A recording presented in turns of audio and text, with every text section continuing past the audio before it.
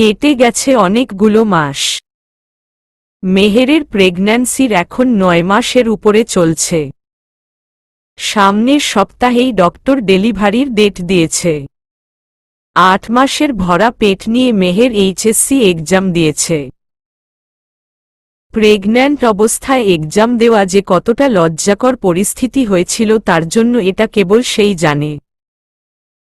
মেহের এখন প্রায় সময়ই অসুস্থ থাকে।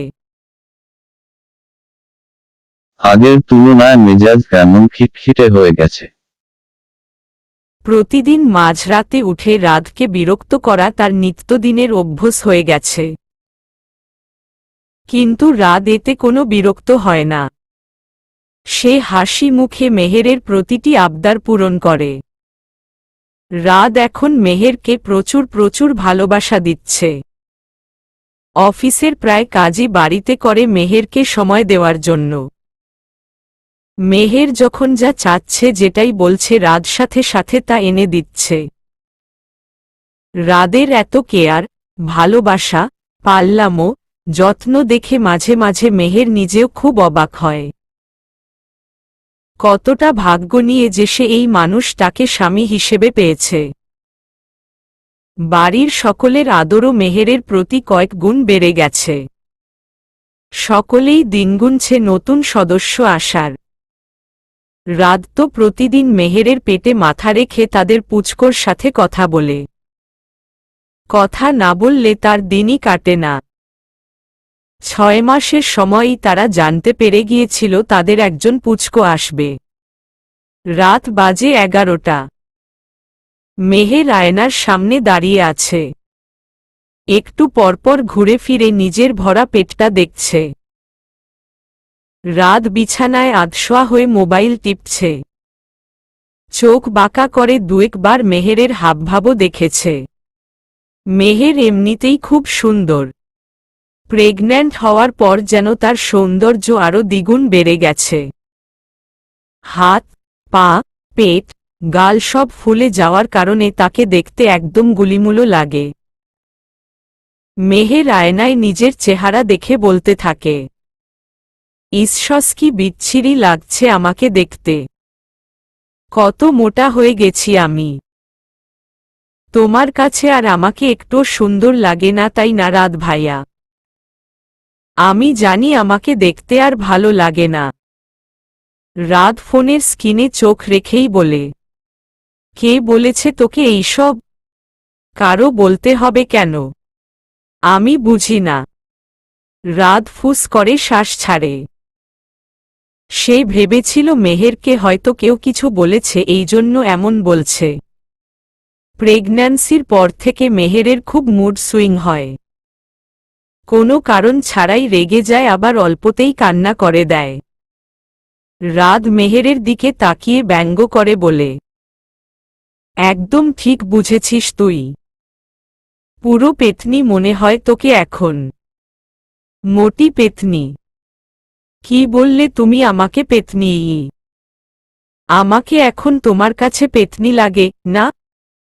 হু। মেহের এইবার কান্না করে দেয়। হাতের উল্টো পিঠ দিয়ে চোখের পানি মুছে নাক টেনে বলে, লাগবেই তো। এখন আর আমাকে ভালো লাগবে কেন? ওই ময়না, টিয়া আছে না তোমার, ওদের ভালো লাগবে। যাও ওই ময়না টিয়ার কাছে যাও, আমি তো মোটি হয়ে গেছি। বিছানার উপর থেকে রাতকে ঠেলে সরিয়ে দিতে দিতে রাত ঠোঁট বাঁকিয়ে হেসে বিছানা থেকে উঠে বসে একটা হাই তুলে পরনের টি শার্টটা টেনে ঠিক করে দরজার দিকে যেতে যেতে বলে, ঠিক আছে, তুই যখন চাচ্ছিস তাহলে চলে যাই ওদের কাছে। এমনিতে ও তো আমি তোর সব আবদার পূরণ করি, এই আবদারটাও না হয় পূরণ করলাম, কি বলিস? রাদের কথা শুনে মেহেরের কান্নার বেগ আরও বেড়ে যায়। বিছানায় বসে হেঁচকি তুলে কাঁদছে সে। রাত হাসতে হাসতে দরজা বন্ধ করে আবার মেহেরের কাছে চলে আসে। মেহেরের মুখটা হাতে নিয়ে চোখের পানি মুছে দিতে দিতে বলে, এখন কাঁদছিস কেন? আরও পাঠাবি আমাকে অন্য মেয়ের কাছে? আমি বললেই তুমি চলে যাবে? কেন যাব না? আমার একমাত্র বউ বলে কথা। তাছাড়া আমার বেবির আম্মু হবে আর কিছু দিনের মধ্যে। আমি কি তার কথা ফেলতে পারি? মেহেরের কান্না যেন বন্ধই হচ্ছে না। দুই হাতে মুখ ডেকে কান্না করছে সে। সে জানে রাত মজা করছে, তাও এত কান্না আসছে কেন তার? রাদের মুখ থেকে অন্য মেয়ের কথা শুনে রাদ মেহেরের কান্না থামাতে বলে, আমি মজা করছিলাম পুতুল, ডোন্ট ক্রাই। মেহেরের কান্না থামে না, ফুপাতে ফুপাতেই বলে, আচ্ছা ডেলিভারির সময় যদি আমি মারা যাই তুমি কি আরেকটা বিয়ে করে নিবে? হঠাৎ মেহেরের এমন কথায় রাদের কলিজা কেঁপে উঠে। চোখের কার্নিশ লাল হয়ে যায় সাথে সাথে। তিরতির করে ঘামছে পুরো শরীর। প্রচণ্ড ক্ষিপ্ত হয়ে মেহেরের গাল দুটো শক্ত করে চেপে ধরে সে। রেগে হুঙ্কার দিয়ে বলে, কি বললি তুই? কি বললি? মরার কথা বলার সাহস হলো কি করে তোর? এত সাহস তোকে কে দিয়েছে? জিভ টেনে ছিঁড়ে ফেলবো একদম। আমাকে রেখে চলে যাওয়ার কথা কল্পনাও যদি করিস, আল্লাহর কসম এমন শাস্তি দিব দ্বিতীয়বার এই কথা চিন্তা করলে রুহু কেঁপে উঠবে তোর। রাদের হাতের আঙুল যেন মেহেরের গাল ভেদ করে চলে যাচ্ছে। মেহের ব্যথায় চোখ খিচে বন্ধ করে আছে। এতটা শক্ত করে ধরেছে যে মেহের কথাও বলতে পারছে না। এই নিয়ে দ্বিতীয়বারের মতো রাদ মেহেরের সাথে এমন রোড বিহেভ করছে। আগে একবার দিবসের সাথে দেখে এমন করেছিল। মেহের রাদের চোখের দিকে তাকিয়ে আটকে উঠে। হিংস্র বাঘের থেকেও ভয়ঙ্কর লাগছে রাদের চোখ দুটো। মেহের নিজের গাল থেকে রাদের হাত সরানোর চেষ্টা করে ভয় ভয় বলে, আমাকে ছাড়ো ভাইয়া, ব্যথা পাচ্ছি আমি। রাদের হুঁশ আসে। সাথে সাথে মেহেরের গাল ছেড়ে দেয়। কি করছিল সে? পুতুল প্রেগন্যান্ট, এটা তার মাথায় রাখা উচিত ছিল। কিন্তু কি করবে? মেহের এমন কথা বলেছে যে তার কলিজা শুকিয়ে গেছে। এই যে এখনো বুকের ভিতর কেমন তীব্র ব্যথা অনুভব করছে। মেহেরের প্রেগন্যান্সির প্রতিটা দিন ভয় ভয় কাটাচ্ছে রাত। এই বুঝি তার পুতুলের কিছু হয়ে গেল, এই বুঝি তাদের বেবির কিছু হয়ে গেল। মেহের একটু শব্দ করলেই তার ভিতরটা কেঁপে উঠে। নিজের পুতুলকে হারিয়ে ফেলার ভয় যে তার খুব। কিন্তু যার জন্য সে প্রতিটি মুহূর্ত এমন যন্ত্রণা নিয়ে পার করছে সেই তাকে মরে যাবে বলে ভয় দেখাচ্ছে, এটা রাত কি করে সহ্য করবে? রাত নিজের হাত মুঠি বদ্ধ করে। চোখ বন্ধ করে রাগকে কন্ট্রোল করার চেষ্টা করে। পাশের টেবিল থেকে পানির গ্লাসটা নিয়ে 1 সেকেন্ডের ভিতর শেষ করে ফেলে। নিজেকে একটু শান্ত করে মেহেরের দিকে তাকায়। মেহের এখনো ফুপিয়ে কাঁদছে। গালে হাতের আঙুলের দাগ স্পষ্ট বোঝা যাচ্ছে। রাত ধীরে ধীরে মেহেরের পাশে বসে হাত উঠিয়ে মেহেরকে জড়িয়ে ধরে সরি বলতে গেলে মেহের ধাক্কা মেরে সরিয়ে দেয়। সরো এখান থেকে, একদম ছোবে না আমায়। রাত সরে না। জোর করেই মেহেরের মাথাটা বুকে শক্ত করে চেপে ধরে বসে থাকে। মেহের রাদের বুকের ধুকপুকানি স্পষ্ট শুনতে পাচ্ছে।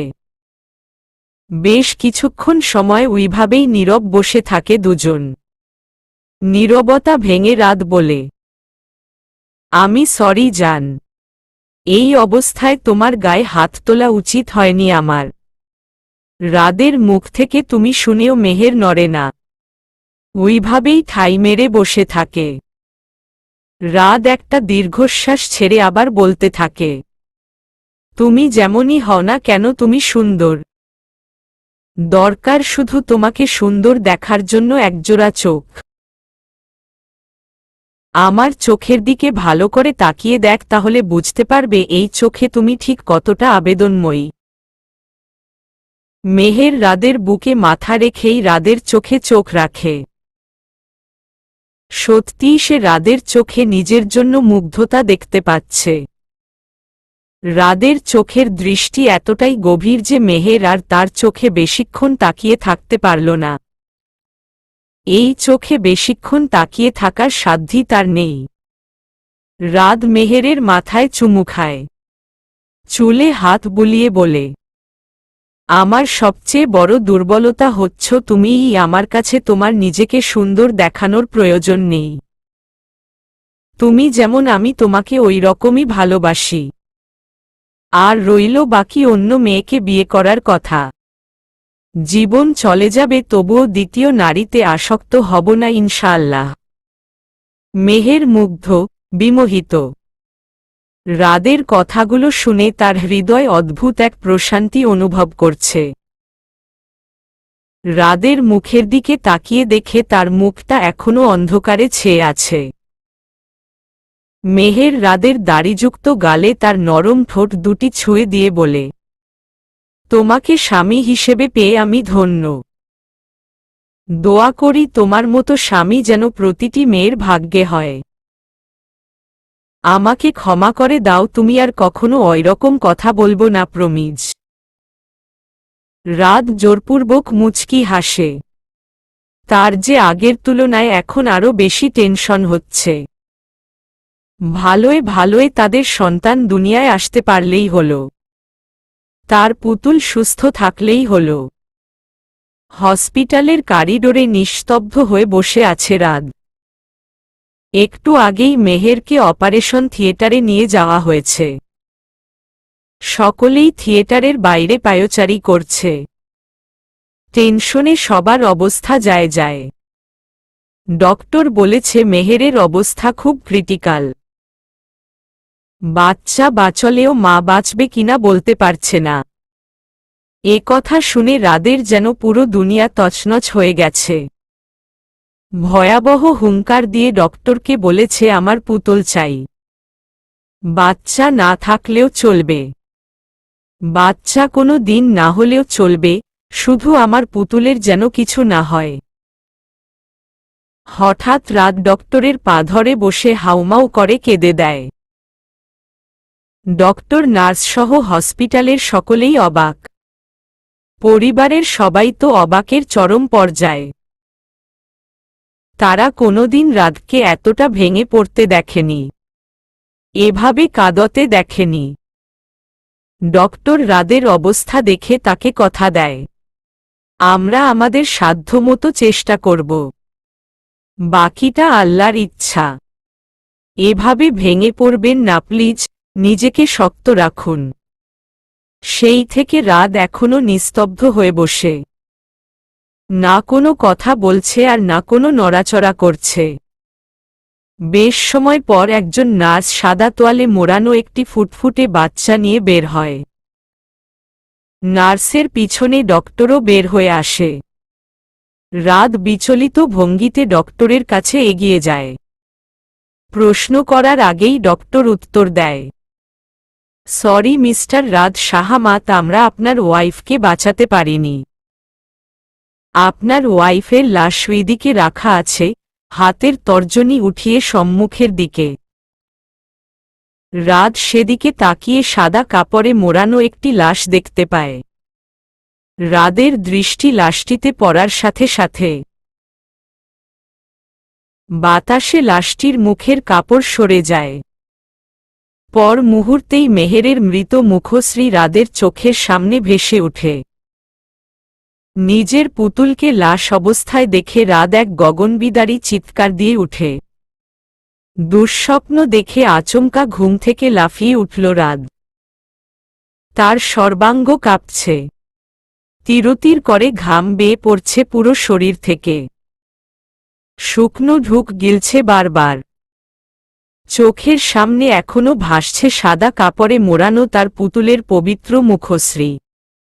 গলা শুকিয়ে যেন চৈত্রের খরায় পরিণত হয়েছে।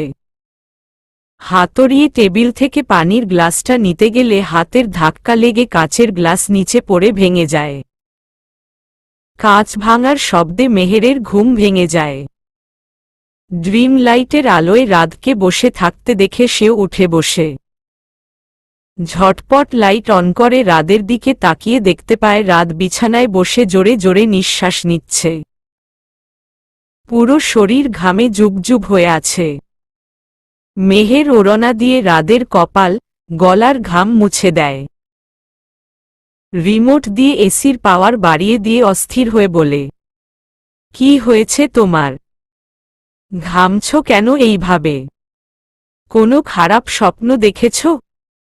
রাত মেহেরকে নিজের সামনে সুস্থ, ঠিকঠাক দেখে স্বস্তির নিঃশ্বাস ফেলল। নিজের শীতল হাতটা নিয়ে স্পর্শ করল মেহেরের গালে। অস্থির বুকটা ধীরে ধীরে শান্ত হতে শুরু করল। মেহের রাদের মুখের দিকে চেয়ে মায়া ভরা কণ্ঠে আবারও জিজ্ঞেস করল, কি হয়েছে? রাদের দৃষ্টি জোড়া ঝাপসা। দুই দিকে মাথা নাড়িয়ে বোঝায় কিছু না। নিজের অধর জোড়া এগিয়ে সন্তপর্ণে মেহেরের অধর স্পর্শ করে। পেটের দিকে ঝুঁকে কামিজের ফালি উঠিয়ে সেখানে নিজের অধর ছোঁয়ায়। কান পেতে নরম গলায় বলে, আমার বাবাটা জলদি চলে আসো আমাদের কাছে, আব্বু তোমার জন্য ওয়েট করছে তো। আর হ্যাঁ, খুব সাবধানে আসবে, একদম মাকে কষ্ট দিবে না, কেমন?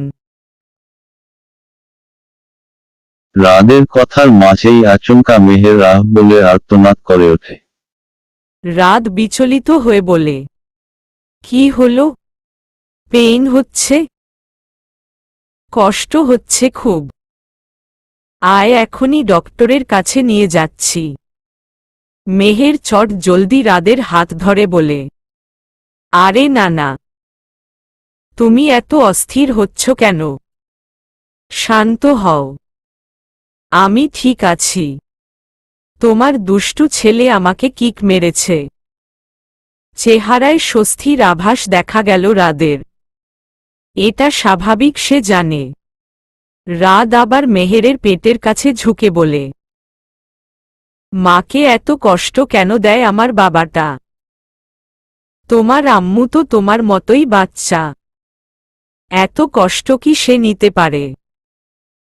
আম্মুকে এত বিরক্ত না করে চুপচাপ ঘুমিয়ে পড়ো। মেহের রাদের কথা শুনে ফিক করে হেসে দেয়। ওহ, ঘুমাবে কি করে? ঘুমাবে, তুই ঘুমালে অহো ঘুমাবে। তুই ঘুম থেকে এত জলদি উঠেছিস কেন? এমনিই তো অনেক লেটে ঘুমিয়েছিস। খিদে পেয়েছে? কিছু খাবি? মেহের দুই দিকে মাথা নাড়িয়ে না বলে, তোমার কি হয়েছিল? তখন ওইরকম করছিলে কেন? রাত মেহেরকে বিছানায় শুই উপরে কাঁথা টেনে দিতে দিতে বলে, কিছু না। ওই একটা বাজে স্বপ্ন দেখেছিলাম। কি স্বপ্ন দেখেছিলে ভাইয়া? ওফো, ঘুমা না, এত কথা কেন বলছিস? মেহের আর রাতকে জেরা করে না। চোখ বন্ধ করে ঘুমানোর চেষ্টা করে। একসময় ঘুমিয়েও যায়। রাত আর ঘুমায় না। উপর হয়ে মেহেরের মুখের দিকেই তাকিয়ে থাকে। ঘড়ির কাঁটা 3:20 ছুঁই ছুঁই।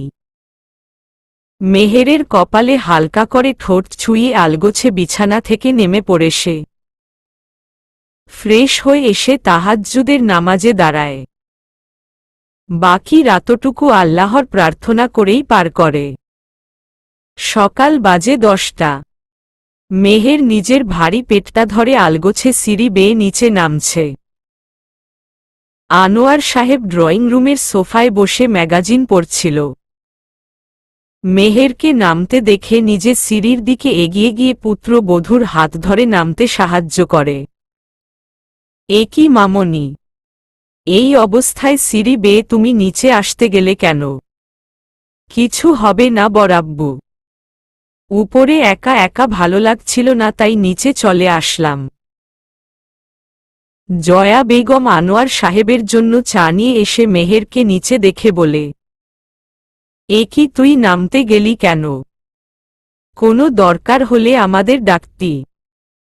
বসো এখানটায়, সোফা ঝেড়ে দিতে দিতে।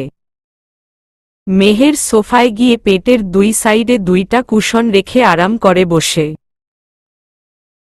মেরাজ টিভিতে ডোরেমন দেখছিল। মেহেরকে দেখে তার পাশে এসে বসে জিজ্ঞেস করে, আপু তোমার পুচকো এখনো পেট থেকে বের হয় না কেন? আর কতদিন ওয়েট করব ওকে দেখার জন্য? ইসিতা বেগম হাতের থেকে ফ্রুটসের প্লেটটা টেবিলের ওপর রাখতে রাখতে বলেন, এই তুই ওর পাশে বসেছিস কেন? উঠো এখান থেকে। বাবুর যখন সময় হয় তখনই আসবে। মেরাজ তার আম্মুকে একটা ভেঙ্গচি কেটে আবার টিভির সামনের সোফায় গিয়ে বসে পড়ে। কেমন আছে সবাই?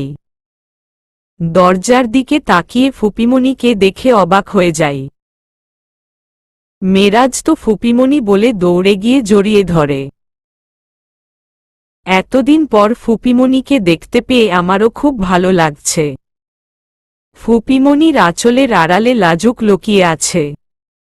লাজুক হচ্ছে ফুপিমণির একমাত্র ছেলে। সে মেরাজের থেকে 2 বছরের বড়। দেখতে বাবার মতন শ্যামলা হলেও চেহারাটা খুব কিউট। লাজুক তার নামের মতোই খুব লাজুক। এতটাই লাজুক যে ফুপি ফুপা এই বাড়িতে যতবারই আসে তাকে নিয়ে আসতে পারে না। লাজুকতার জন্য কারো সামনেও যায় না। মেরাজ গিয়ে ফুপিমণির পিছন থেকে লাজুককে টেনে বের করে। আরে লাজুক ভাইয়া, তুমি এত লজ্জা পাচ্ছ কেন? সামনে আসো। লাজুক মাথা নুয়ে ঘরে ঢুকে। মনোয়ারা ফুপিমণি কখনোই ঘরে ঢুকে গেছে। ফুপা আর উনার বড় ভাই ভাবিও এসেছে সাথে। আম্মু বড়াম্মু তাদের নাস্তার ব্যবস্থা করতে কিচেনের দিকে ছোট লাগালেন। ফুপিমণি এসে আমাকে জিজ্ঞেস করে, কিরে তোর শরীর কেমন আছে? আমি ভালো আছি ফুপিমণি। রাত কি বাসায় নেই? না, খুব সকালেই আব্বু আর রাত ভাইয়া অফিসে চলে গেছে। কি নাকি জরুরি ক্লায়েন্ট আসবে মিটিংয়ের জন্য। বড়াব্বুর শিরোরটা একটু খারাপ থাকায় আজকে যায়নি।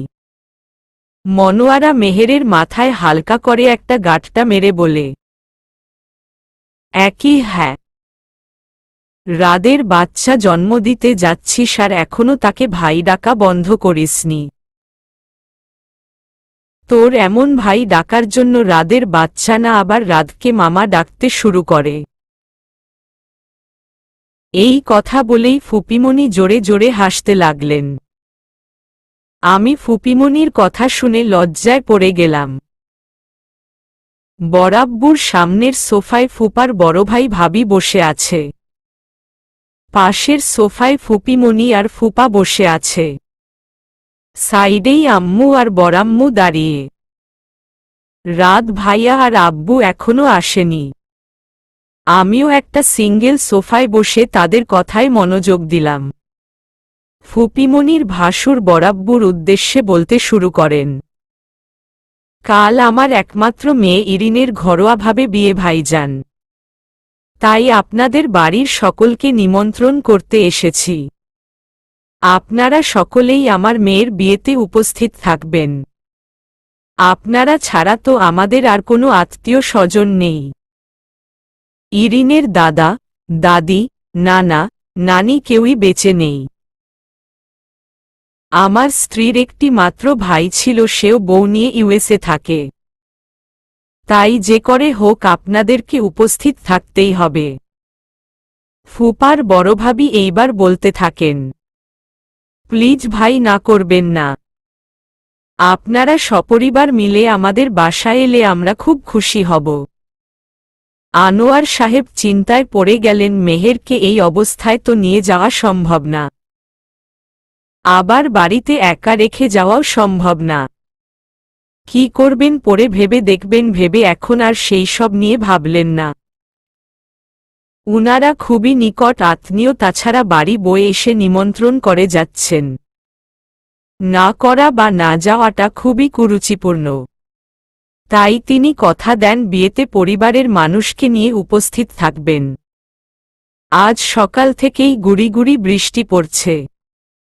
এখন দুপুর টাইম, কিন্তু বাইরে তাকিয়ে বুঝার উপায় নেই দুপুর নাকি সন্ধে। পুরো দিন অন্ধকারে ছেয়ে আছে। হালকা বজ্রপাতও হচ্ছে। রাতেও একদফা তুমুল বর্ষণ হয়েছিল। কখন জানি আবার জোরে বর্ষণ শুরু হয়ে যায়। এই বৃষ্টির মাঝেই অফিসে যাওয়ার জন্য তৈরি হচ্ছে রাত।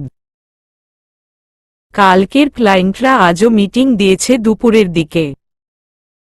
কেন জানি না আজ অফিসে যেতে রাদের মন সায় দিচ্ছে না, কিন্তু না গিয়ে উপায় নেই। তাকে ছাড়া মিটিং সম্ভব না।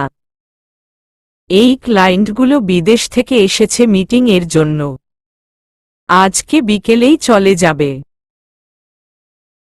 আনোয়ার সাহেব, দেলোয়ার সাহেব, ইসিতা বেগম আর মেরাজ কিছুক্ষণ আগেই বেরিয়ে গেছে মনোয়ারা বেগমের শ্বশুর বাড়ির উদ্দেশ্যে। বাড়িতে এসে নিমন্ত্রণ করে গেছে, না গেলে খুবই খারাপ দেখায়। ইসিতা বেগম যেতে চাইছিলেন না মেহেরকে রেখে, কিন্তু আনোয়ার সাহেব বলায় যেতে হচ্ছে। জয়া বেগম যায়নি, তিনি নিজের ছেলের বউকে এই অবস্থায় রেখে কখনোই যাবেন না। দেলোয়ার সাহেব যাওয়ার আগে মেহেরের মাথায় হাত রেখে বলে গেছেন, সাবধানে থেকো আমার আম্মু, আমরা শীঘ্রই ফিরে আসার চেষ্টা করব। কোনো অসুবিধা হলে বড়াম্মুকে অবশ্যই জানাবে। মেহেরও মুচকি হাসি দিয়ে তার আব্বুকে টেনশন না করতে বলে দেয়, সেই সাবধানে থাকবে। রাত বের হয়ে যাওয়ার সময় তার মাকে জোরে ডাক দেয়, মা, একটু এদিকে আসো তো। রাদের এক ডাকেই জয়া বেগম ছুটে আসেন। জয়া বেগমকে দেখে রাত বলে, আমি অফিসে যাচ্ছি, পুতুলের খেয়াল রেখ। ঠিক আছে, তুই জলদি ফিরে আসার চেষ্টা করিস বাবা। দেখেছি শীত দিনটা কেমন। ডেলিভারির দিনও গনিয়ে এসেছে, কখন কি হয় বলা যায় না। রাত মাথা নাড়িয়ে হ্যাঁ বলে মেহেরের দিকে যায়। মেহেরর গালে আলতো করে হাত ছুঁয়ে বলে, আমি আসছি। একদম ছোটাছুটি করবি না, আর ফোন সবসময় সাথে রাখবি, আমি ফোন করব। কোনো অসুবিধা হলে আমাকে ফোন করিস, আমার ফোন খোলাই থাকবে। আচ্ছা। রাত বের হয়ে যায়। বিকাল হতে চলল। আকাশ ফেটে তুমুল বর্ষণ হচ্ছে। বর্ষণের সাথে পাল্লা দিয়ে চলছে বজ্রপাত। মেহের আর জয়া বেগম মিলে রুমে গল্প করছে। রাত একটু আগে মাত্র ফোন রেখেছে। রাস্তায় আছে সে, আসতে আর 20 মিনিটের মতো সময় লাগবে বলেছে। অফিসে যাওয়ার পর থেকে এই পর্যন্ত শখানেকের মতো কল দিয়ে ফেলেছে সে। শুধু রাত না, আনোয়ার সাহেব, দেলোয়ার সাহেব, ইসিতা বেগমও বারবার ফোন করে মেহেরের খোঁজ নিচ্ছে। জয়া বেগম মেহেরকে রাদের ছোট্টবেলার গল্প শোনাচ্ছিল। রাদের দুষ্টমির কথা শুনে মেহের একটু পরপর কুটিকুটি করে হেসে উঠছে। হাসছে জয়া বেগমও। বৃষ্টির দিনে শাশুড়ি বৌমার আড্ডা একেবারে জমে উঠেছে। হঠাৎ করে মেহের তলপেটে ব্যথা অনুভব করতে লাগল। কিছুক্ষণ আগেও হালকা ব্যথা অনুভব করছিল, স্বাভাবিক ভেবে আর তেমন গুরুত্ব দেয়নি। কিন্তু এখন দেখছে ব্যথা তীব্র থেকে তীব্র হচ্ছে। জয়া বেগম মেহেরের চোখ মুখ দেখে জিজ্ঞেস করে, কিরে তোর চোখ মুখ এইরকম লাগছে কেন? জয়া বেগমের কথার মাঝেই হঠাৎ করে মেহের গগনবিদারী চিৎকার দিয়ে ওঠে। ব্যথায় মনে হচ্ছে তার পেট ছিঁড়ে যাচ্ছে। জয়া বেগম বুঝে গেছে মেহেরের লেবার পেইন উঠেছে। উনি কি করবে বুঝতে পারছে না। একে তো বাইরে এত বৃষ্টি, তার উপর আবার বাড়িতে কেউ নেই। মেহের শুধু ছটফট করছে। ব্যথায় চোখ মুখ নীল হয়ে গেছে। তার অবস্থা দেখে মনে হচ্ছে এখনই হসপিটালে নিয়ে যেতে হবে। কথায় আছে না সময়ের 1 ফার অসময়ের 10 ফার। না হলে ডেলিভারির ডেট আরও 6 দিন বাকি থাকতে আজকেই কেন পেইন উঠতে হলো। জয়া বেগম জলদি ফোন এনে রাতকে কল করতে যাবে, অমনি রাত ভেজা শরীরে ঘরে ঢুকে। রাতকে দেখে জয়া বেগম কিছুটা স্বস্তি পায়। রাত দৌড়ে মেহেরের কাছে আসে। মেহেরকে ব্যথায় ছটফট করতে দেখে জয়া বেগমকে জিজ্ঞেস করে, ওর পেইন কখন উঠেছে মা? আমাকে ফোন করনি কেন? এই তো কিছুক্ষণ হলো। ওকে ধর, জলদি হসপিটালে নিয়ে যেতে হবে। রাত মেহেরের কাছে গিয়ে তাকে ধরে উঠাতে গেলে মেহের রাদের বাহু খামছে ধরে, দাঁতে দাঁত চেপে কোনো রকমে বলে, খুব ব্যথা হচ্ছে ভাইয়া। বলেই মেহের ডুকরে কেঁদে উঠল। রাত মেহেরের ভারী শরীরটা পাজা কোলে তুলে নিল। বাইরে বের হয়ে দেখে প্রচুর বৃষ্টি। বৃষ্টির সাথে বাড়ছে মেহেরের যন্ত্রণাও। ব্যথা আস্তে আস্তে ছড়িয়ে পড়ছে। চিৎকার করে কাঁদছে মেহের। রাত কোনো রকমে জয়া বেগমের কোলে মেহেরের মাথাটা রেখে তাকে পিছনের সিটে শুইয়ে দেয়। ড্রাইভিং সিটে বসে দ্রুত গাড়ি স্টার্ট দেয়। জয়া বেগম অনবরত মেহেরের মাথায় হাত বুলিয়ে বলছে, একটু সহ্য কর মা, এই তো পৌঁছে গেছি, আর একটু সহ্য কর। মেহের কাতরাতে কাতরাতে বলে, আর পারছি না, খুব কষ্ট হচ্ছে। জয়া বেগম বিচলিত হয়ে রাতকে বলে, জলদি যা না রে বাবা, দেখছি শীত মেয়েটা কিভাবে কাতরাচ্ছে, কোনো ক্ষতি না হয়ে যায় আবার। ক্ষতি না হয়ে যায় আবার। কথাটা শোনা মাত্রই রাদের বুক ধক করে উঠে। পুনরায় মনে পড়ে যায় কাল রাতের ভয়ানক স্বপ্নের কথা। না না, সে কোনোভাবেই তার পুতুলকে হারাতে পারবে না। গাড়ির স্পিড বাড়ায় রাত। যত দ্রুত পারছে ড্রাইভ করছে সে। বৃষ্টির জন্য রাস্তায় জ্যাম না থাকায় তারা কিছুক্ষণের মধ্যেই হসপিটালে পৌঁছে যায়। মেহেরকে স্ট্রেচারে শুইয়ে দিয়ে রাত খুব শক্ত করে তার হাত আঁকড়ে ধরে। মেহেরের অশ্রুসিক্ত চোখে নিজের রক্তিম চোখ দুটো রেখে বলে, ভয় পেও না, আমি এখানেই আছি, কিছু হবে না তোমার, আমি কিছু হতে দিব না, মনে সাহস রাখো। হাড়ভাঙা ব্যথার মাঝেও রাদের এই একটা কথায় সাহস পায় মেহের।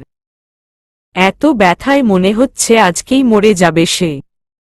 জোরে জোরে চিৎকার দিয়ে যন্ত্রণায় কাতরাচ্ছে শুধু। ডক্টর এসে মেহেরকে ওটিতে শিফট করে। ওটির বাইরে দাঁড়িয়েও রাত মেহেরের কান্নার আওয়াজ শুনতে পাচ্ছে। মেহেরের কষ্ট দেখে নিজেকে আটকে রাখতে পারছে না সে। এলোমেলো লাগছে সব। বারবার মেহেরের ব্যথাতুর মুখটা আর কাল রাতের স্বপ্নের কথা মনে পড়ছে। একাধারে বাচ্চা আর স্ত্রীর টেনশন তার মাথায়। জয়া বেগম এসে রাদের পিঠে হাত রেখে বলে, এত টেনশন করিস না বাবা, সব ঠিক হবে দেখিস। রাত উল্টো ঘুরে তার মাকে জড়িয়ে ধরে। কিছুক্ষণ মাকে জড়িয়ে থেকেই চোখ বন্ধ করে রাখে। জয়া বেগম ছেলের চুলে হাত রাখে। মনে মনে বলে, আল্লাহ মেহের আর ওর বাচ্চার যেন কিছু না হয়, ওরা যেন ঠিক থাকে। ওদের কিছু হয়ে গেলে যে আমার ছেলেটাও শেষ হয়ে যাবে। প্রায় 1 ঘন্টার চেষ্টায় নর্মালভাবেই ডেলিভারি হয় মেহেরের। নার্স একটা সাদা টাওয়াল পেঁচানো ফুটফুটে বাচ্চা নিয়ে বের হয়। এতক্ষণে বাড়ির সকলেই চলে এসেছে। জয়া বেগম মেহেরের খবর জানালে ততক্ষণাৎ রওনা হয় তারা। ইসিতা বেগম তো গাড়িতেই কেঁদে কুটে হায় হুতাশ করতে করতে দেলোয়ার সাহেবের কান জ্বালা ফালা করে দিয়েছে। রাত নার্সের কাছে গিয়ে বাচ্চার দিকে না তাকিয়েই আগে জিজ্ঞেস করে তার স্ত্রী কেমন আছে। এই 1 ঘন্টা যে সে কিভাবে পার করেছে। নার্সটি রাদের ভালোবাসা দেখে অবাক হয়। এমন পরিস্থিতি হলে সচরাচর মানুষ আগে বেবির অবস্থা জিজ্ঞেস করে। সব বাবারা বেবিকে দেখায় ব্যস্ত থাকে, কিন্তু উনি। নার্সটি একটি মুচকি হাসি দিয়ে বলে, আপনার ওয়াইফ একদম সুস্থ আছে। আপনি চাইলে দেখা করে আসতে পারেন। উনি ভিতরেই আছেন। মেহের সুস্থ আছে শুনে রাদের বুক থেকে যেন বড় মাপের একটা পাথর সরে যায়। উজ্জ্বল হাসি ফুটে ওঠে তার ঠোঁটে। হাওয়ার বেগে কেবিনের ভিতরে ঢুকে সে। নার্স বাচ্চাটিকে নিয়ে জয়া বেগমের কোলে দেয়। জয়া বেগম নিজের নাতনিকে কোলে নিয়ে আলতো করে কপালে চুমু খায়। ওনার হাসি যেন সরছেই না। আনোয়ার সাহেব, দেলোয়ার সাহেব, ইসিতা বেগম ও জয়া বেগমের পাশে এসে দাঁড়ায়। সবাই চারদিক থেকে ঘিরে রয়েছে বাচ্চাটাকে। বাচ্চাটা নিজের বড় বড় চোখ দুটো ঘুরিয়ে সবাইকে দেখছে। আনোয়ার সাহেব নাতির ছোট হাতটা হাতে নিয়ে হেসে দিয়ে বলে, এত দেখতে পুরো আমাদের রাদের মতো হয়েছে।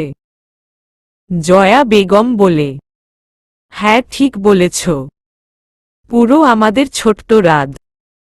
সবার কথার মাঝেই বাচ্চাটা ঠোঁট উল্টে কেঁদে দেয়। ইসিতা বেগম জয়া বেগমের কোল থেকে নাতিকে আস্তে করে নিজের কোলে নিয়ে বলে, ওলে আমার নানু ভাই। কি হয়েছে আমার নানু ভাইয়ের? কাঁদছে কেন এইভাবে? দাদু বকেছে। মেরাজ ইসিতা বেগমের পাশেই ছিল। সে তার মায়ের আঁচল ধরে টেনে বলে, আম্মু একটু নিচে নামাও না পুচকোকে, আমিও দেখি। ইসিতা বেগম হাতটা একটু এলিয়ে মেরাজকে বেবির মুখ দেখালে মেরাজ বলে, এই যে পুচকো, আমি তোমার মামা হই বুঝছ। আমাকে মামা বলে ডাকবে মামা। বলো মামা। বাচ্চাটা কান্না বন্ধ করে চোখগুলো বড় বড় করে তাকিয়ে মেরাজকে দেখছে। মেরাজ আবার বলে, ঠিক আছে মামা, ডাকতে না পারলে কোনো সমস্যা নেই, চাচ্চু ডাকো। বলো চাচ্চু। মেরাজের কথা বলার ধরন দেখে সকলে হেসে দেয়। দেলোয়ার সাহেব হেসে মেরাজের মাথায় হালকা চাটি মেরে বলেন, ওকে মামা ডাকার জন্য তো আগে বড় হতে দিতে হবে। তুই তো দেখছি এখনই মামা চাচ্চু সব ডাকিয়ে ফেলছিস। কপালে অধরের স্পর্শ পেতেই মলিনভাবে হাসল মেহের। চোখ বন্ধ করেই বুঝে গেছে পাশে কে এসেছে। রাদের দিকে তাকিয়ে নরম গলায় জিজ্ঞেস করে, ছেলেকে দেখেছ? মাথা উঠায় না রাদ। ওইভাবে থেকেই 2 দিকে মাথা নাড়ায়।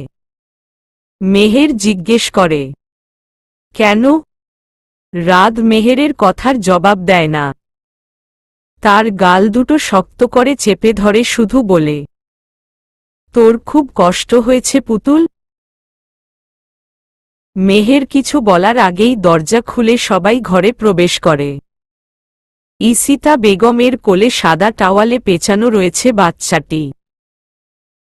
ইসিতা বেগম রাদের সামনে এসে দাঁড়িয়ে তাকে উদ্দেশ্য করে বলে, ছেলেকে কোলে নিবে না বাবা? রাদ একবার তাকিয়ে কাপা কাপা হাতে কোলে নিল নিজের ছেলেকে। মুগ্ধ হয়ে তাকিয়ে দেখছে তাকে। বাচ্চাটা রাদের বুক ঘেঁষে রইল। চোখ ঘুরিয়ে ঘুরিয়ে দেখছে তার বাবাকে। মনে হচ্ছে ঠোঁট চুকা করে এখনই কথা বলতে চাইছে রাদের সাথে। রাদ নিজের সন্তানকে বুকে চেপে নিঃশব্দে নিঃশ্বাস ফেলে বিড়বিড় করে বলে, আমার ছেলে, আমার অংশ। মেহের এতক্ষণ বসে রাদের কাণ্ড দেখছিল। এক পর্যায়ে এসে আর থাকতে না পেরে বলে, ওকে একটু আমার কোলে দাও। আমি কোলে নিব ওকে। জয়া বেগম বাচ্চাটাকে নিয়ে মেহেরের কোলে দেয়। ছেলেকে কোলে নিয়ে একরাশ প্রাণভরা তৃপ্তির হাসি ফুটে ওঠে মেহেরের ঠোঁটে। অদ্ভুতভাবে তাকিয়ে দেখছে সে তার সন্তানকে। এতক্ষণের কষ্ট যেন এক নিমিষেই শেষ হয়ে গেল সন্তানের নিষ্পাপ মুখটি দেখে। রাদের ঠোঁটে উজ্জ্বল হাসি। নিজের দুটি প্রাণকে একসাথে দেখছে সে। নিজের বাচ্চাকে কোলে নেওয়া যে কতটা তৃপ্তিময়, কতটা আনন্দের। মেহের আজ তাকে সেই আনন্দের সাথে পরিচয় করিয়ে দিল। এক অন্ধকার রুমে অন্তরঙ্গ মুহূর্ত কাটাচ্ছে সেজান আর টিয়া। সেজান শেষমেশ নিজের বিছানায় টিয়াকে এনেই ছেড়েছে। টিয়াও সেজানের ডাকে সাড়া দিয়েছে। কয়েক মাস আগেই জেল থেকে ছাড়া পেয়েছে সেজান। বিদেশ থেকে গিয়ে নিজের ভালোমতো চিকিৎসা করে এসেছে। এখন সে সম্পূর্ণ সুস্থ। শুধু ডান হাতটায় ব্যথা করে হঠাৎ হঠাৎ। ডান পাটাও কিছুটা টানা দিয়ে চলতে হয়। ঘনিষ্ঠ সময় পার করে উঠে বসে টিয়া। নিজের গায়ের জামা পরে দুটি গ্লাসে ড্রিঙ্কস ঢেলে সেজানকে এক গ্লাস এগিয়ে দিয়ে অন্য গ্লাস থেকে নিজে খেতে খেতে বলে, মেহেরের ছেলে হয়েছে শুনেছ? কই না তো। কবে? তুমি কিভাবে জানলে? ওই তো খালামণি মামাকে জানানোর সময় আম্মু শুনেছে। ভালোই তো সুখে আছে দেখছি। থাকুক আর কিছু দিন এইভাবে সুখে। ওদের সুখে আগুন ধরানোর জন্য তো আমরা আছি। রাত শাহামাত আমার যে অবস্থা করেছে তা আমি কোনোদিনও ভুলব না। ওর সুখের সংসার আমি তছনছ করে দিব। এই জন্যই তো তিলে তিলে নিজেকে গড়ছি। নিজের লোক তৈরি করছি শুধু ওদের শেষ করব বলে। নিজেকে রাদের সাথে মোকাবিলা করার জন্য প্রস্তুত করছি। এখন যত পারে স্ত্রী সন্তান নিয়ে সুখ করে নি কারো তো পারবে না বলেই জোরে জোরে হাসতে থাকে সেজান। টিয়া বলে, রাদের যেন কোনো ক্ষতি না হয়। রাতকে তুমি আমার করে দিবে। তুমি বলেছ মেহেরকে না পেলে তাকে রাদের জীবনেও থাকতে দিবে না, আর মেহের না থাকলে রাত এমনিতে নিঃস্ব হয়ে যাবে। তখন আমি রাতকে পাব। হ্যাঁ, বলেছিলাম। আর এমনটাই করব। তার জন্য আমাদের আরও ওয়েট করতে হবে। রাত শাহামাত খুব পাকা খেলোয়াড়। ওর সাথে পাঙ্গা নিতে হলে খুব বুঝে শুনে পাঙ্গা নিতে হবে। আমার কিন্তু খুব ভয় করছে সেজান। যা করো সাবধানে করো। আগেরবার তোমাকে জানে ছেড়েছে, এইবার কিন্তু আর ছাড়বে না। আরে তুমি এত ভয় পাচ্ছ কেন ডার্লিং? এইবার পাকাপোক্ত হয়েই মাঠে নামবো, জাস্ট ওয়েট। এই কথা বলে সেজান আবার জোরে জোরে হাসতে লাগল। এবার সাথে হাসছে টিয়াও, তারও যে অপমানের শোধ নেওয়া বাকি। গতকাল রাতেই মেহেরকে বাসায় নিয়ে আসা হয়েছে। শারীরিকভাবে সে এখন সম্পূর্ণ সুস্থ। আর কোনো সমস্যা নেই। জরুরি কল আসায় রাত কানে ফোন নিয়ে বারান্দায় গেছে কিছুক্ষণ আগে। বিছানায় বসে বেবিকে ফিডিং করাচ্ছে মেহের। মেরাজ এতক্ষণ মেহেরদের রুমেই ছিল। একটু আগে মাত্র ঘুমাতে গেছে। বেবিকে বাসায় আনার পর থেকে সে বেবির কাছ থেকে সরছিলি না। এখন ঘুম পেয়েছে দেখে সকালে আসবে বলে চলে গেছে। মেহের একটু পর পর হাম তুলছে। ঘুম আসছে তার। চোখে প্রচণ্ড ঘুম। মাথাটাও কেমন ব্যথা করছে। বাচ্চা কাঁদছিল বলে ফিডিং করাচ্ছে, না হলে কখনোই ঘুমিয়ে পড়ত। রাত ঘরে এসে দেখে মেহের ঘুমে ঢুলে পড়ে যাচ্ছে। সেই গিয়ে মেহেরের পেছনে দিকটায় বসে তার মাথাটা নিজের বুকে টেনে নেয়। আস্তে করে হাত উঠিয়ে মেহেরের মাথা টিপে দিতে দিতে বলে, ঘুমিয়ে পড়, ওর খাওয়া হয়ে গেলে আমি শুইয়ে দিব। মেহের মুচকি হেসে চোখ বন্ধ করে নেয়। অল্প সময়ের মাঝে রাদের বুকেই ঘুমিয়ে যায় সে। ততক্ষণে খাওয়া শেষ করে রাদের দিকে তাকিয়ে আছে তার ছেলেটা। রাদ মেহেরের কোল থেকে ছেলেকে নিজের কোলে নেয়। মেহেরের জামা ঠিক করে দিয়ে তাকে আলগোছে বিছানায় শুয়ে দেয়। মেহের ঘুমাচ্ছে আর ছেলেকে কোলে নিয়ে পুরো ঘর হাঁটছে রাদ। ফিসফিস করে টুকিটাকি কথাও বলছে ছেলের সাথে। বারান্দা থেকে ভেসে আসছে সুন্দর ফুলের গন্ধ। ঘরের লাইট নিভিয়ে ফেলায় বারান্দার রংবেরঙের লাইটের আলোগুলোও প্রবেশ করছে ঘরে। সেই আলোর দিকে তাকিয়ে রাদের কোলে থেকেই হাত পা সমানে নাড়িয়ে খেলা করছে বাচ্চাটা। অসাধারণ এক মুগ্ধতা ছড়িয়ে আছে পুরো ঘর জুড়ে। আজকে বেবির নাম রাখা হবে। নাতির নাম রাখার জন্য খুব বড়সড় করেই অনুষ্ঠানের আয়োজন করেছেন আনোয়ার সাহেব ও দেলোয়ার সাহেব। নিজের অফিসের ক্লায়েন্ট সহ এলাকার অনেক নামি দামি লোকদের নিমন্ত্রণ করেছেন বাড়িতে। বড় বড় 2টা খাসিও আনা হয়েছে আকিকা দিবে বলে। আত্মীয় স্বজন থেকে শুরু করে রাদের বন্ধুবান্ধব, রুহির শ্বশুর বাড়ির লোকজন সহ সবাই এসেছে বাড়িতে। পুরো বাড়ি মেহমানে গিজগিজ করছে। দিবস আর রাদের মামা মামির সাথে সুবর্ণা বেগম আর টিয়াও এসেছে আজ। রিনা খাতুন আসেনি। উনি ওনার এক দূরসম্পর্কের বোনের বাড়ি গেছেন। মেহের বেবির ডাইপার চেঞ্জ করছিল। ডাইপার চেঞ্জ হয়ে গেলে বেবিকে একটি সুন্দর পোশাক পরিয়ে দিচ্ছিল সে। মা কাপড় পরাচ্ছে আর বাচ্চাটি বিছানায় শুয়ে বুড়ো আঙুল চুষছে। কিয়া রুমের বাইরে থেকে উকি দিয়ে দেখে ঘরে মেহের আর ওর বেবি ছাড়া কেউ নেই। সে ঘরে ঢুকে মেহেরকে ঠেস মেরে বলতে থাকে, ভালোই তো সংসার করছো দেখছি। বেবি বর সবিকেই পাকা হাতে সামলাচ্ছ। যেগুলো একসময় আমার হওয়ার কথা ছিল। এই ঘর, বিছানা, রাত সব আজ আমার হতো। শুধুই আমার। এমনকি আজ তোমার জায়গায় আমি রাদের বাচ্চার মা হতাম যদি শুধু তুমি না থাকতে।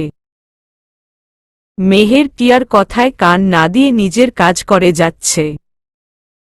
টিয়া মেহেরের পাত্তা না পেয়ে ভীষণ রেগে যায়।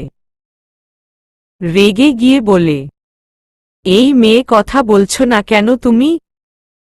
আমি কিছু বলছি তোমাকে? মেহের এইবার টিয়ার দিকে তাকায়, দীর্ঘশ্বাস ফেলে বলে, কি বলবো? মেহেরের এমন নির্লিপ্ততা কথা শুনে টিয়ার পুরো গা জ্বলে উঠে। দাঁতে দাঁত চেপে বলে, কি বলবে মানে? রাত একদিন ঠিক আমার হবে, জাস্ট ওয়েট।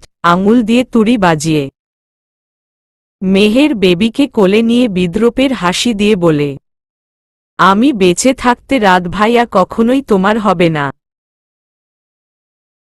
তো মরে যাও। তুমি মরে গেলে তো ঠিকই হবে। মেহের এইবার হু হু করে হাসতে লাগল। হাসি যেন থামছেই না তার।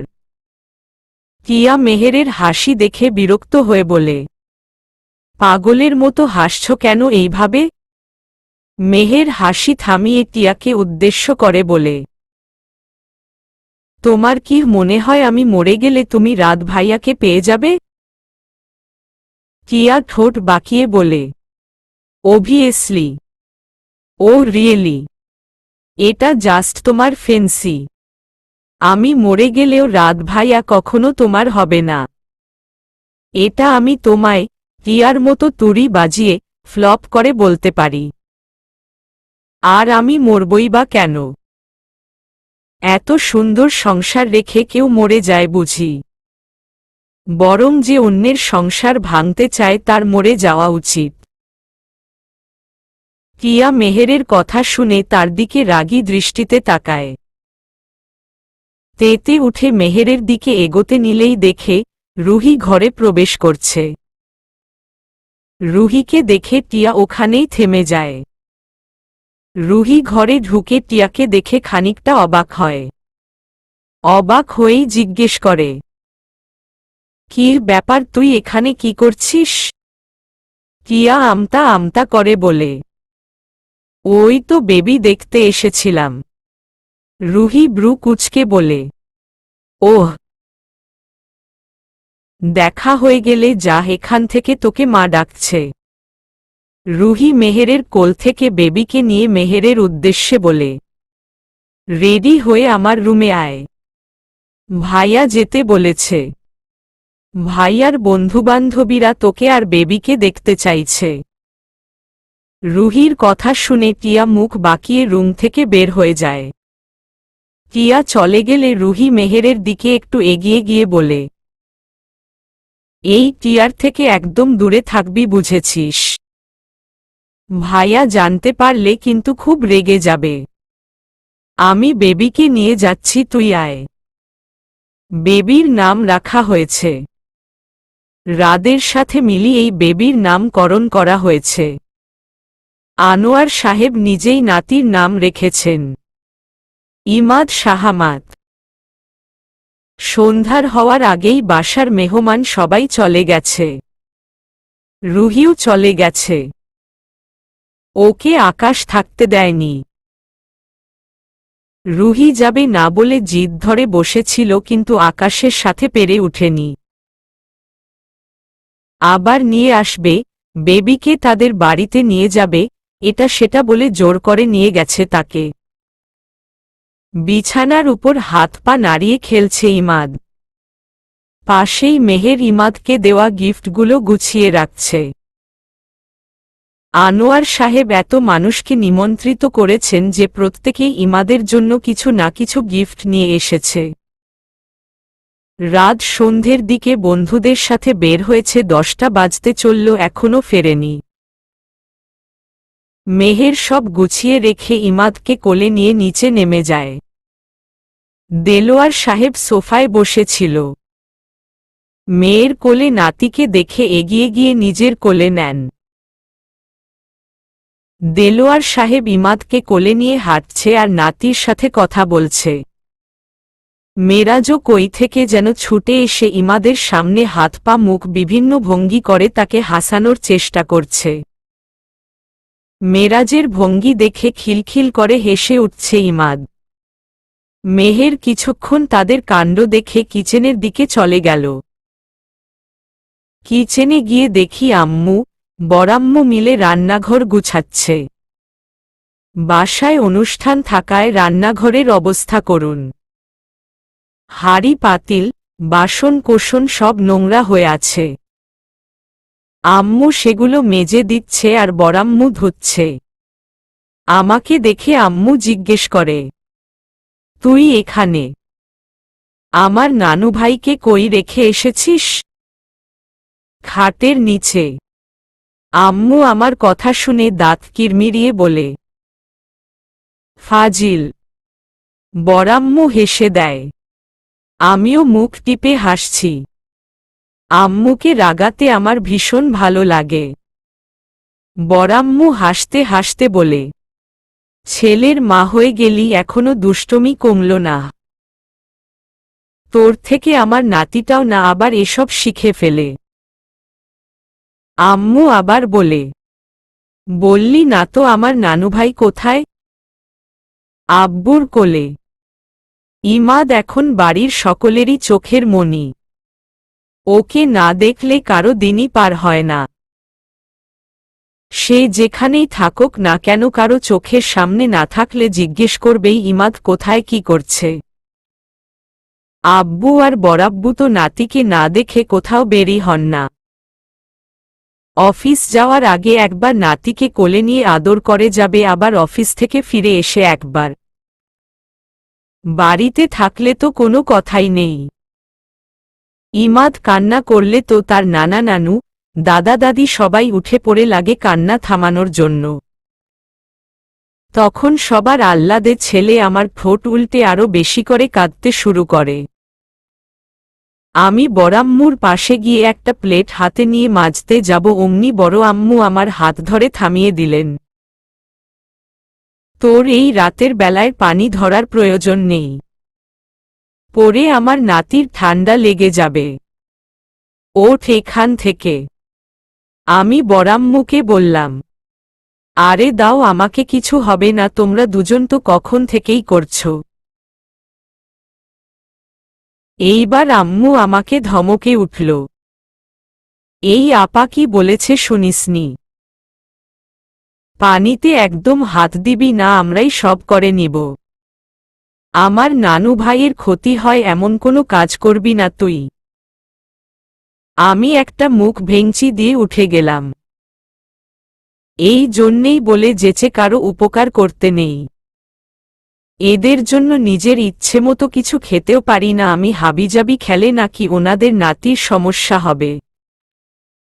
মাঝে মধ্যে ভাবি, উফ, কেন যে বেবি হতে গেল বাড়ির সবাই আমাকে নিয়মের ভেড়া জালেই শেষ করে দিচ্ছে। রান্নাঘরের কাজে আম্মু আর বড়াম্মুকে একটু হেল্প করে আমি আব্বুর ঘরে যাচ্ছি ইমাদকে আনতে। জমিলা খালা সন্ধ্যের দিকেই চলে গিয়েছিল। ওনার হাজবেন্ডের শরীরটা একটু খারাপ থাকায় উনি থাকলে কাজ কখনোই শেষ হয়ে যেত। আব্বুর ঘরে গিয়ে দেখি আব্বু ইমাদকে আর মেরাজকে বুকের দুই পাশে নিয়ে শুয়ে আছে। দুজনই ঘুমে। কখন ঘুমিয়েছে আব্বু? এই তো কিছুক্ষণ হল। আমি ইমাদকে আলগোছে কোলে নিতে নিতে বললাম, ঘরে নিয়ে শুইয়ে দিচ্ছি। আচ্ছা সাবধানে যা। হুম। ইমাদকে বিছানায় শোয়ানোর সাথে সাথে সে একটু নড়েচড়ে উঠে। নিজের দাঁতহীন মারি দিয়ে বার দুয়েক ঠোঁট কামড়ে আবার ঘুমিয়ে পড়ে। সিক্ত হাসে মেহের। ছেলে তার একদম বাবার মতো হবে দেখেই বোঝা যায়। ছেলেকে নিজের বাহুতে নিয়ে সেও পাশে শুয়ে পড়ে। রাত ঘরে এসে দেখে মেহের ঘুমিয়ে আছে। মেহের এক বাহুতে গুটিসুটি মেরে ঠোঁট উল্টে ঘুমিয়ে আছে তার ছোট্ট ছেলেটা। বারান্দা থেকে চাঁদের স্নিগ্ধ আলো এসে মা ছেলের মুখে পড়ছে। এমন মনোরম দৃশ্য দেখে চোখ জুড়িয়ে যায় রাদের। আলগোছে ছেলের কপালে চুমু খেয়ে নিজের শাহাদাত আঙুলটা ছেলের ছোট্ট হাতে রাখে। সাথে সাথে ইমাদ হাত মুঠি বদ্ধ করে বাবার আঙুল আঁকড়ে ধরে। ঠোঁট এলিয়ে হাসে রাদ। জীবন কতই না সুন্দর। ছেলের মুঠো থেকে আস্তে করে আঙুল ছড়িয়ে মেহেরের দিকে তাকায় সে। মায়াবী মুখশ্রী। চাঁদের আবছা আলোয় কি স্নিগ্ধ লাগছে মেহেরের মুখ। ঠোঁট কামড়ে হাসে রাদ। এত সুন্দর কেন তার পুতুল। দিন দিন সৌন্দর্য যেন আরো বাড়ছে। রাদ মেহেরের পাশ ঘেঁষে বসে হাত উঠিয়ে আলগোছে মেহেরের মুখের উপর থেকে চুলগুলো সরিয়ে দেয়। নিজের শীতল ঠোঁট দুটো এগিয়ে নিয়ে মেহেরের কপালে ছোঁয়ায়। বুড়ো আঙুল দিয়ে গালে স্লাইড করতে থাকে। গালে ঠান্ডা হাতের স্পর্শ পেয়ে ঘুম ভেঙে যায় মেহেরের। চোখ মেলে রাতকে নিজের উপর ঝুঁকে থাকতে দেখে চোখ বড় করে থাকায়। রাত এইবার গাল ছেড়ে মেহেরের ঠোঁটে স্লাইড করছে। রাদের চোখে ঘোর লাগানো চাহনি। মেহের অস্পষ্ট স্বরে বলে, তুমি কখন? বাকি শব্দগুলো বের হওয়ার আগেই তার ঠোঁটে ঠোঁট মিলিয়ে দেয় রাদ। চোখ বন্ধ করে ফেলে মেহের। হাত দিয়ে রাদের পিঠের শার্ট আঁকড়ে ধরে সরাতে চাইলে রাদ নিজের এক হাত দিয়ে মেহেরের হাতটি শক্ত করে বিছানায় চেপে ধরে। মেহেরের অন্য হাতে ইমাদ শুয়ে আছে আর উপরে রাদ, যার ফলে সে এখন নড়াচড়াও করতে পারছে না। দীর্ঘ সময় চুম্বনের পর মেহেরের ঠোঁটে হালকা কামড় দিয়ে আস্তে করে ঠোঁট ছাড়ে রাদ। মেহের এখনো চোখ বন্ধ করে আছে। রাদ মেহেরের ঠোঁট মুছে দিতে দিতে বলে, চোখ খুল। চোখের পাতা কাঁপিয়ে হালকা করে চোখ মেলে মেহের। রাদের দিকে না তাকিয়ে লজ্জায় অন্যদিকে তাকিয়ে রয়। এখনো রাদের ছোঁয়া নিতে পারে না সে। তুমুল লজ্জায় মিয়ে যায়। রাদ মেহেরের চেপে ধরা হাতটি ছাড়ে। অন্যদিক থেকে মেহেরের মুখটা নিজের দিকে ফিরিয়ে মোহময় কণ্ঠে বলে, লজ্জা পাচ্ছিস? মেহেরের গাল লাল হয়। আমতা আমতা করে বলে, শ্বশ্র। রাদ মেহেরের গলার তিলটায় স্লাইড করে শীতল কণ্ঠে বলে, কেন? বাবাবু উঠে যাবে।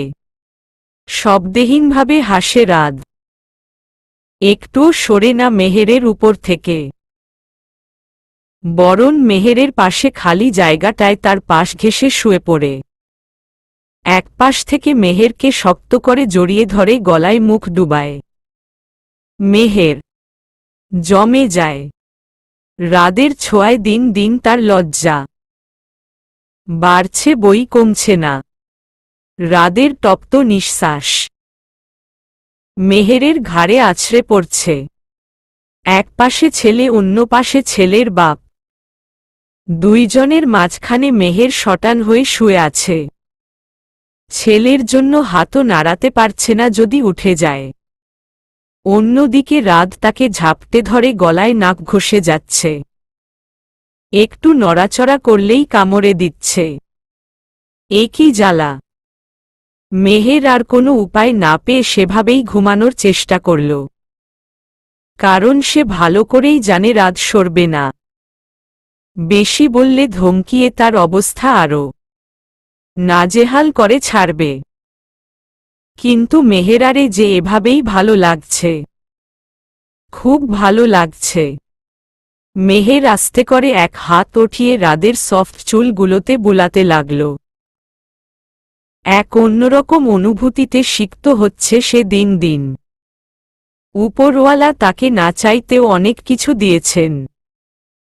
সে এভাবেই থাকতে চায় সারা জীবন। দিন গিয়ে রাত হয়, রাত গিয়ে দিন।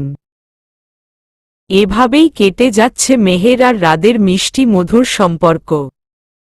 দেখতে দেখতে একটা বছর কেটে গেল। ইমাদ এখন আগের থেকে একটু বড় হয়েছে। নিজের আদো আদো পায়ে হাঁটতে শিখেছে। কিন্তু বেশিক্ষণ হাঁটতে পারে না।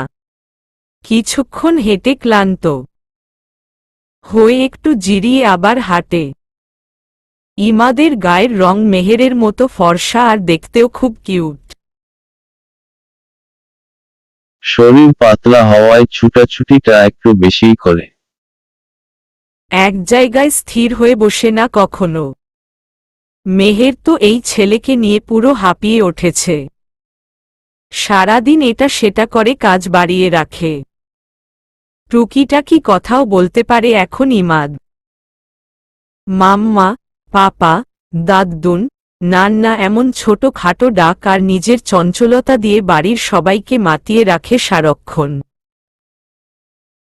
মেরাজ একবার ইমাদকে মামা ডাকতে শিখায় তো একবার চাচ্চু ডাকতে। দুটো ডাকে কনফিউজড হয়ে ইমাদ এখন তাকে মাচ্চু বলে ডাকে। মেহের খাবার নিয়ে ইমাদের পিছু ছুটাছুটি করে ক্লান্ত। এই ছেলে এত চঞ্চল হয়েছে যে মেহেরকে এক মিনিটও শান্তিতে রাখে না। সবচেয়ে বেশি বিরক্ত করে খাবার খাওয়া নিয়ে। ইমাদকে খাওয়াতে গিয়ে মেহের প্রায় কাঁদো কাঁদো হয়ে যায়। বাড়ির সকলের জন্য রাগে একটু ধমকও দিতে পারে না ছেলেকে। ইমাদ সারাদিন যতই দুষ্টুমি করুক না কেন বাবা আসলে একদম ঠান্ডা। বাড়িতে এসে রাদও আগে ইমাদকে খোঁজে। রাদ বাড়িতে থাকলে কেউ টেনেও নিতে পারে না তাকে রাদের কাছ থেকে। বাবার কোলে শান্ত ভদ্র ছেলে হয়ে লেপ্টে থাকবে, এমনকি তার মাকেও তখন আর প্রয়োজন নেই। মেহের তো তখন হাফ ছেড়ে বাঁচে। রাদকে উদ্দেশ্য করে বলে, হয় তোমার এই দুষ্টু ছেলেকে সাথে নিয়ে যাবে আর নয়তো সারাদিন বাড়িতে থাকবে। আমি আর পারছি না একে সামলাতে। অফিস থেকে সবে মাত্র বাড়ি ফিরেছে রাদ।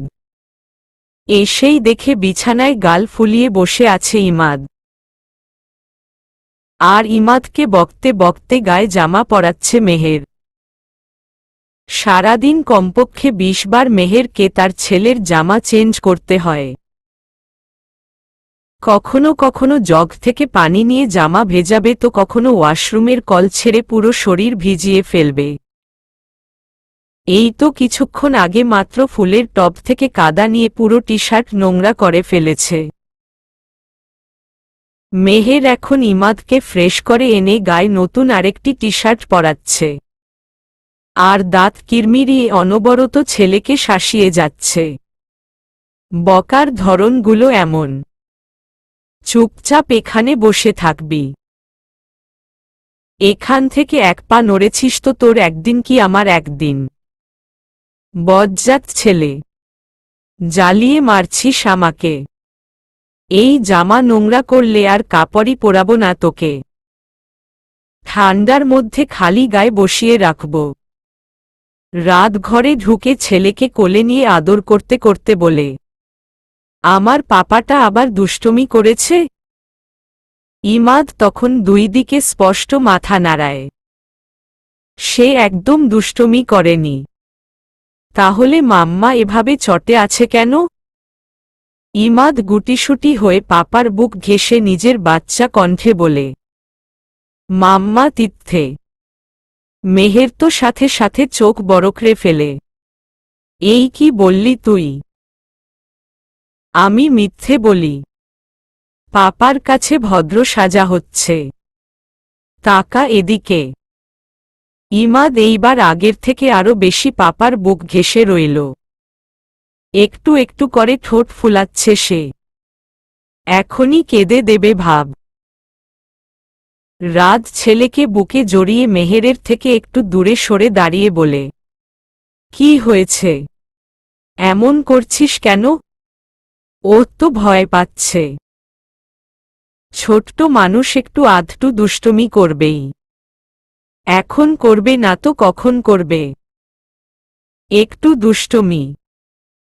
তোমার ছেলে আমাকে পাগল বানিয়ে ফেলছে আর তুমি বলছো একটু দুষ্টুমি।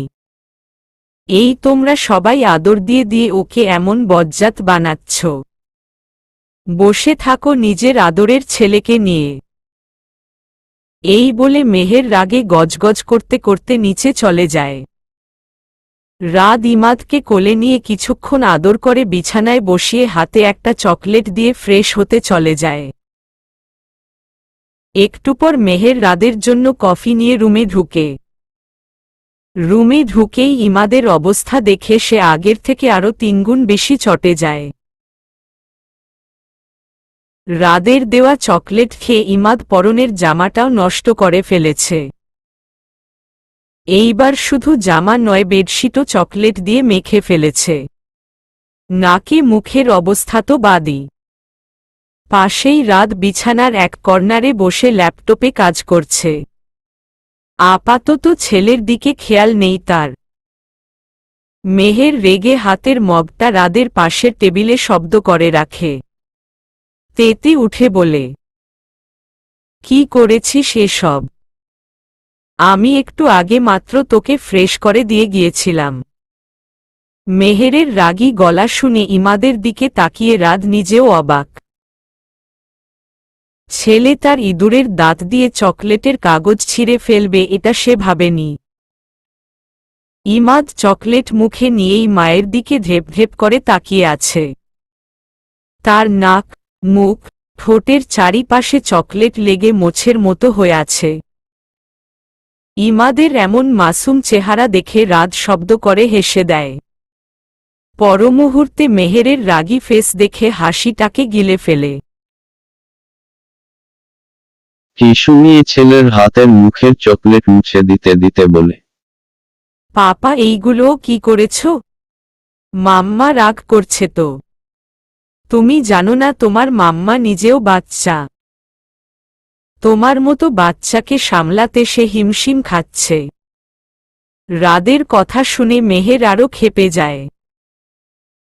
বাচ্চার মা বানিয়ে এখন আবার বাচ্চা বলা হচ্ছে। এই তোর হাতে চকলেট দিয়েছে কে? যে দিয়েছে তাকেই পরিষ্কার করতে বল, আমি আর কিছু করতে পারবো না। উপায় না পেয়ে ল্যাপটপ রেখে রাত নিজেই ছেলেকে ফ্রেশ করাতে ব্যস্ত হয়ে পড়ল। মেহের ততক্ষণে আগের বেডশিট উঠিয়ে আরেকটা বেডশিট বিছিয়ে ফেলেছে। রাত ইমাদকে কোল থেকে নামিয়ে সোফায় আবার ল্যাপটপ নিয়ে বসে পড়ে। ইদানিং অফিসে অনেক চাপ যাচ্ছে, তাই কাজ কিছুটা বাড়িতে করে কমিয়ে রাখছে। চোখ উঠিয়ে ছেলেকে দুই একবার দেখেও নিয়েছে। মেহেরের দিকে এগুতে দেখে আর আটকায়নি।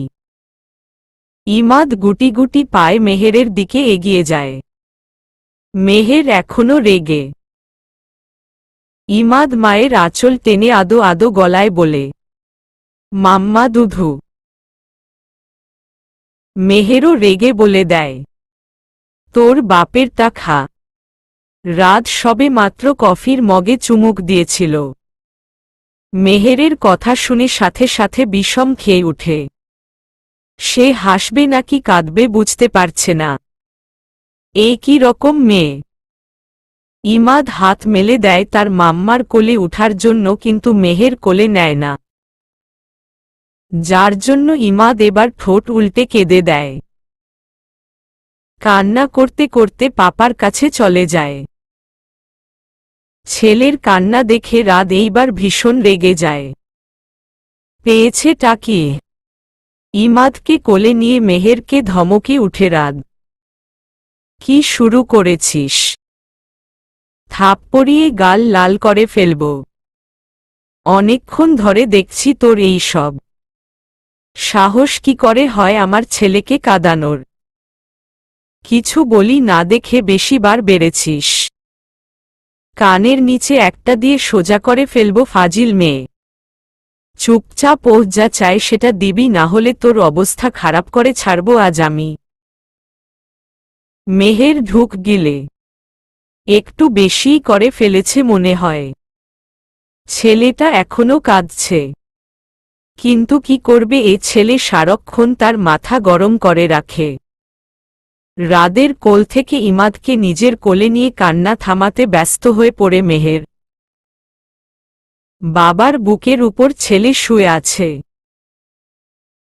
ছেলের পিঠে এক হাত ঠেকিয়ে আরেক হাতে ফোন চালাচ্ছে রাত। মেহের একটা হলুদ জামদানি শাড়ি পরে তৈরি হচ্ছে। আজকে দিবস আর নাজিয়ার গায়ে হলুদের অনুষ্ঠান। সেই উপলক্ষে মেহের আজ সুন্দর করে সাজুগুজু করছে। বেস্ট ফ্রেন্ডের হলুদ বলে কথা এমনি এমনি যাবে নাকি? দুই জায়গা থেকেই নিমন্ত্রণ পেয়েছে রাত আর মেহের। মেহের তো নিজের বেস্ট ফ্রেন্ডের বাড়ি যাবে বলে ডিসিশন নিয়ে ফেলেছে, কিন্তু রাত যাবে দিবসের বাড়ি। তার যেতে ইচ্ছে না হলেও যেতে হবে। নিজের সবচেয়ে ঘনিষ্ঠ বন্ধু আর ভাই বলে কথা। না গিয়ে উপায় নেই।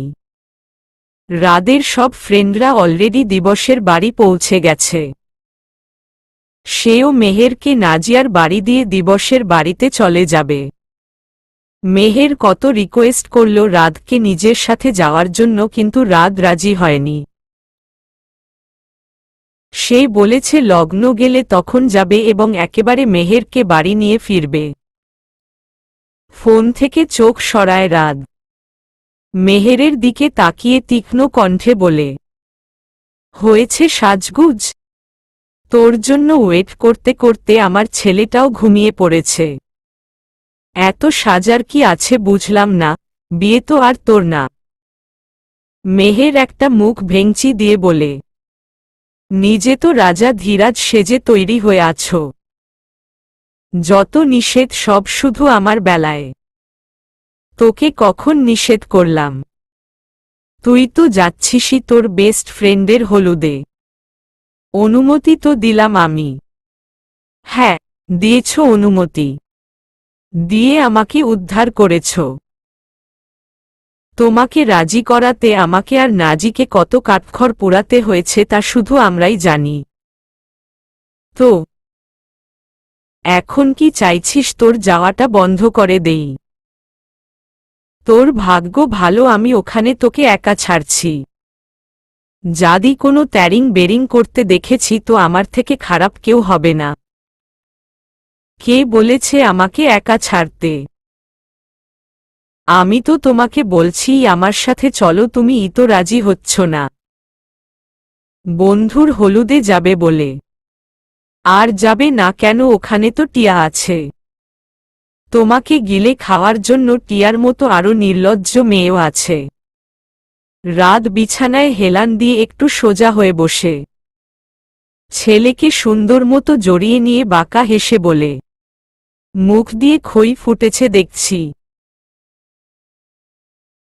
নাজিয়ার নাম্বারটা দে তো, ফোন দিয়ে বলে দেই তুই যাচ্ছিস না। মেহের ঝাঁপ মেরে ড্রেসিং টেবিলের সামনে থেকে উঠে পড়ে রাদের দিকে তাকিয়ে বোকা হেসে বলে, আমি তো তৈরি। বেশি সাজিও নি, এই দেখো। রাতকে ঘুরে ঘুরে দেখিয়ে রাত মেহেরের দিকে এক পলক তাকিয়ে ইমাদের ঘুম ভাঙতে ভাঙতে বলে, ঠোঁটে এত গাঢ় লিপস্টিক কেন দিয়েছিস? আমারই নেশা ধরে যাচ্ছে। অন্য ছেলেদের কি হবে? মেহেরের লজ্জায় গাল দুটো লাল হয়ে যায়। পরক্ষণেই রাদের কথা শুনে মুখ অন্ধকার করে ফেলে। জলদি ঠোঁট থেকে এইসব রং চং মুছবি, না হলে নিয়ে যাব না। এই বলে রাদ ইমাদকে নিয়ে বাহিরের দিকে যেতে শুরু করল। মেহেরও টিস্যু দিয়ে চট জলদি ঠোঁটের লিপস্টিক মুছে দ্রুত রাদের পিছে ছুটল। অসভ্য লোক পরে আবার তাকে রেখেই চলে যাবে। গাড়ি চলছে তার আপন গতিতে। ইমাদকে একপাশ থেকে জড়িয়ে রেখেই রাত ড্রাইভ করছে। ঘুম ভেঙে যাওয়ার পর ইমাদকে রাদের কোল থেকে নিলেই কান্না জুড়ে দিচ্ছে সে। মেহের হাজার চেষ্টা করেও ইমাদের কান্না থামাতে পারেনি। ইমাদের ধারণা পাপা রেডি হয়ে আছে, মানে পাপা তাকে রেখে চলে যাবে। এদিকে তার মাম্মাও যে রেডি হয়ে আছে সেটা কিছু না। এ কেমন বাবা ভক্ত ছেলে তার। অগত্যা ইমাদের কান্না থামাতে ইমাদকে কোলে নিয়েই ড্রাইভও করছে রাত। ইমাদ খুব সুন্দর করে তার পাপার বাহুতে মাথা রেখে লেপ্টে আছে। আর চোখে সানগ্লাস পরে সামনে তাকিয়ে অন্য হাতে ড্রাইভ করছে রাত। এই দৃশ্যটা দেখতেও মেহেরের খুব ভালো লাগছে। সে চট জলদি ব্যাগ থেকে ফোন বের করে বাবা ছেলের কয়েকটা ছবি তুলে নেয়। নাজিয়াদের বাড়ির সামনে এসে গাড়ি থামায় রাত। ইমাদকে মেহেরের কোলে দিয়ে বলে, সাবধানে থাকবি। আর ছেলেদের থেকে তো 100 হাত দূরে থাকবি। আমি রাতে এসে নিয়ে যাব। মেহে স্মিথ স্বরে বলে, তুমিও। রাত চলে যেতে নিচ্ছিল। মেহেরের কথা শুনে পিছন ঘুরে সামনের চুলগুলো হাত দিয়ে পিছনে ঠেলতে ঠেলতে বলে, আমিও কি? ওই টিয়ার থেকে একদম দূরে থাকবে, না হলে। রাত দুষ্ট হেসে মেহেরের কানের দিকটায় মুখ নিয়ে ফিসফিসিয়ে বলে, না হলে। মেহের গলার সাউন্ড বাড়িয়ে বলে, ওই মেয়ের চুল ছিঁড়ে শাক রান্না করব। রাত কিছুক্ষণ স্তব্ধ হয়ে থেকে হু হু করে হেসে দেয়। হাসতে হাসতে তার চোখে পানি এসে পড়েছে।